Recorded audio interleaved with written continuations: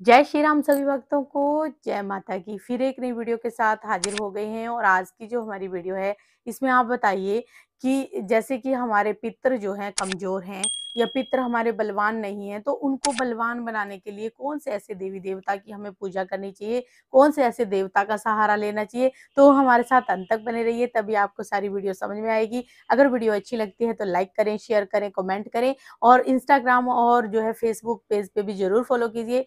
चलिए शुरू करते हैं आज की वीडियो। जय श्री राम। जय श्री राम, जय श्री बालाजी महाराज और जय माता की। क्या होता है, पितरों को बलवान बनाने के लिए हर कोई चाहता है कि पितर हमारे बलवान हो, क्योंकि अगर पितर बलवान होंगे तो आपके घर के प्रति कोई नकारात्मक ऊर्जा जो है घर में प्रवेश करने की चेष्टा नहीं करेगी। और जब चेष्टा नहीं करेगी तो घर के कोई भी कार्य जो है बिगड़ेंगे नहीं और घर पे पितरों की कृपा रहेगी। अब जैसे कि कई ऐसे ओझा सियाने तांत्रिक होते हैं जो, और कोई गंदे लोग ऐसे होते हैं जो किसी के घर की पूजा बंधवा देते हैं, किसी घर के पितरों को बंधन में करवा देते हैं। वो कोई और होते नहीं है, वही होते हैं जो आपके घर का भेद जान लेते हैं। और उसी प्रकार से क्या होता है कि कोई आपसी रंजिश के लिए इस प्रकार का कार्य करता है, कोई किसी प्रकार का कार्य करता है। तो जब आप घर में कोई पितरों के निर्मित कोई कार्य करते हो या कोई कार्य, कोई चीज या कोई सम्मान आदि या दान पुण्य आदि निकालते हो, तो वो आपके पितरों को नहीं लगकर वो प्रेतों को लग जाता है और वो प्रेत खा जाते हैं, जिससे आपके पितर जो है बलवान नहीं होते हैं और पितर हमेशा आपके कमजोर रहते हैं। आप चाहते तो बहुत कुछ हो, करते बहुत कुछ हो, नाम जाप करते हो, गायत्री का जाप करवाते हो, उसके बाद पिंड दान वगैरह नारायण करवाते बोले। हो, उसके बाद नारायण बलि वगैरह भी सब कुछ आपने करवाया हुआ होता है। लेकिन आप फिर भी सोचते हो कि आपके पितर दोष नहीं खत्म होता। जहां जाते हैं कोई ना कोई हमें यही बताता है कि आपके घर में पितृ दोष है और पितरों के कारण ही आपकी ये दिक्कत हो रही है। लेकिन पितृ बलवान कैसे हों, हम जानते नहीं, चीज को हम पहचानते नहीं है, हमें पता नहीं है कि हमारे घर के अंदर पितर सॉलिड हो गए हैं या नहीं हो गए हैं। तो कुछ ऐसा मैं आपको बताऊंगा, एक ऐसे देवता की पूजा आपको बताऊंगा जिससे आपके पितर जो है हमेशा ही बलवान होंगे और आपके पितरों को भूल कर भी कोई व्यक्ति जो है बांधने की चेष्टा नहीं कर पाएगा, कोई अपने मंत्रों की शक्ति से नहीं बांध पाएगा, किसी भी प्रकार से नहीं बांध पाएगा। वो देवता कोई और नहीं है, साक्षात आपकी कुल देवी और हनुमान जी महाराज है।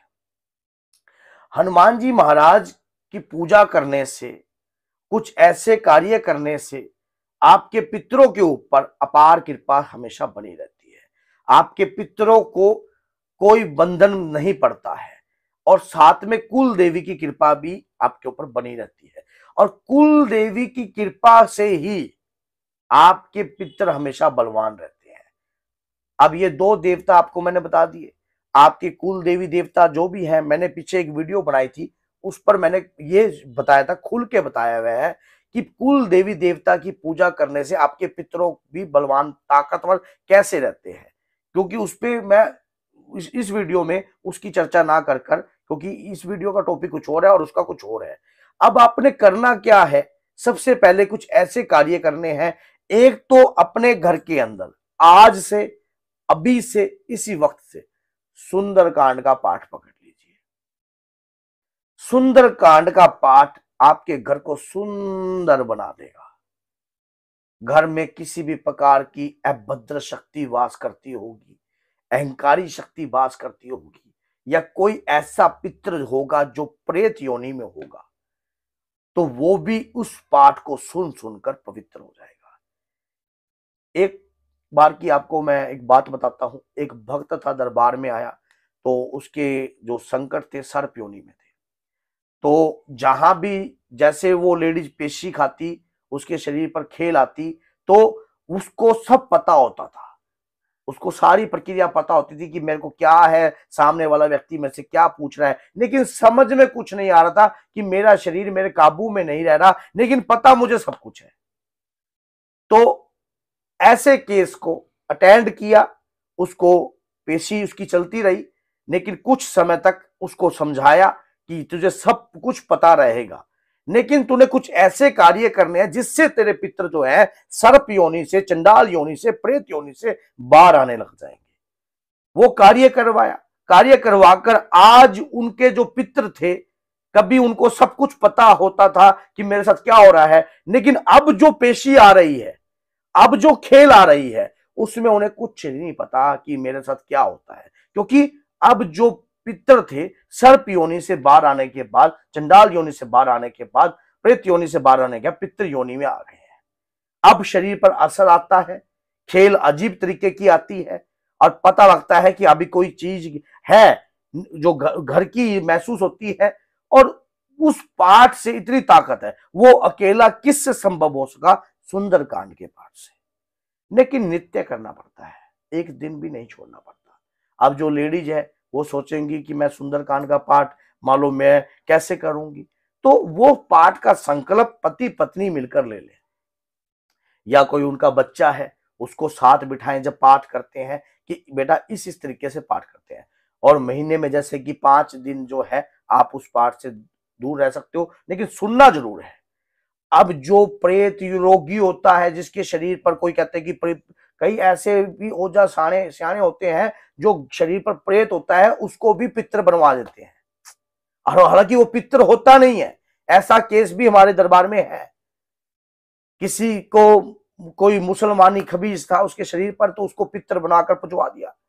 इतने समय तक खीर खवाली, क्विंटल खीर खा गया, तो हर मस्या खीर चढ़ावे, हर मस्या 11 पे खीर के भोग देवे, तो कुछ नहीं हुआ शरीर में, बल्कि वो इतना हो गया, इतना आलसी हो गया कि जब भी वो कोई वो मान लो काम करता था, लकड़ी का मिस्त्री था, तो जैसे ही कोई आरी वगैरह कुछ चलाता तो उसका ये कंधा भारी हो जाता, कुछ भी नहीं कर पाता, घर सोया रहता, बुखार चढ़ा रहता, टाइफाइड बन गया शरीर के अंदर।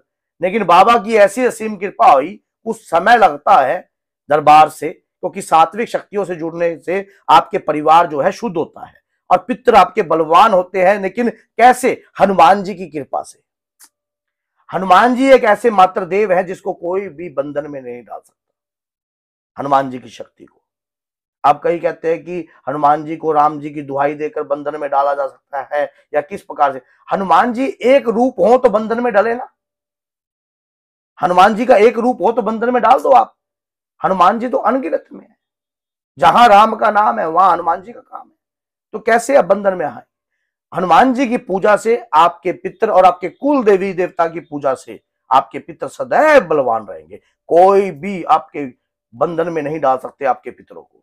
हनुमान जी की पूजा अगर आपके घर में चल रही है, सुंदरकांड का पाठ कीजिए, खुले तौर पर कीजिए, कोई संकल्प ना लेके कीजिए। जैसे हनुमान चालीसा का पाठ करते हो, शुरुआती तौर पर 2.5 घंटा लगेगा, उसके बाद फिर 1.5 घंटा लगेगा, उसके बाद फिर 1.25 घंटा लगेगा, फिर मात्र पौने घंटे के अंदर आप पाठ का आनंद लोगे पूर्ण रूप से, और कंठस्थ जुबानी पाठ आपको याद होने लग जाएगा। आप ऐसी कृपा आपके ऊपर होने लग जाएगी, और फिर आपके घर में कोई प्रेत छाया नहीं रहेगी, हनुमान जी का वास आपके घर में होगा। लेकिन कुछ ऐसे मेथड होते हैं जिसमें कुछ ऐसे अनुभव होते हैं जो अपने गुरु के साथ ही शेयर किए जाते हैं, और गुरु के अनुभव से ही आगे आगे चला जाता है।